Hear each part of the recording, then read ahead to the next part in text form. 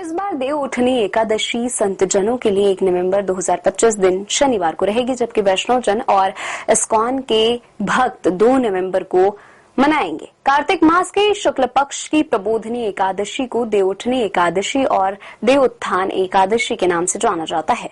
इस दिन देव उठ जाते हैं, अर्थात भगवान विष्णु अपनी योग निद्रा से जाग जाते हैं और इस दिन के बाद से सभी तरह के मांगलिक कार्य प्रारंभ हो जाते हैं। इस दिन तुलसी विवाह भी होता है। कई लोग इस दिन देव दिवाली का उत्सव मनाते हैं, जबकि देव दिवाली कार्तिक मास की पूर्णिमा के दिन होती है।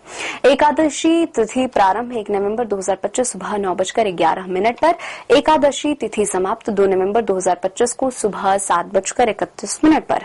इस दिन से विवाह, गृह प्रवेश, जातकर्म संस्कार आदि सभी कार्य प्रारंभ हो जाते हैं। देवशयनी एकादशी के बाद यह व्रत सबसे महत्वपूर्ण माना जाता है। इस दिन निर्जला या केवल जलीय पदार्थों पर उपवास रखना चाहिए। यदि उपवास नहीं रख रहे हैं तो इस दिन चावल, प्याज, लहसुन, मांस, मदिरा, बासी भोजन आदि बिल्कुल न खाएं। एकादशी के व्रत से अशुभ संस्कार नष्ट हो जाते हैं और मोक्ष की प्राप्ति होती है।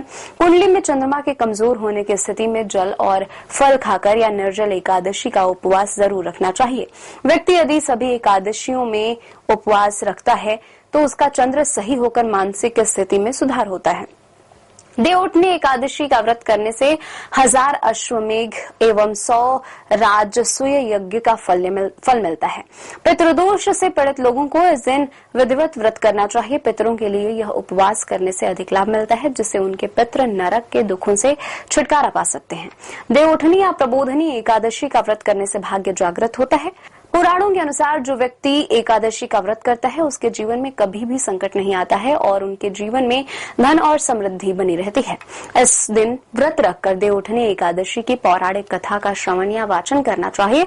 कथा सुनने या कहने से पुण्य की प्राप्ति होती है।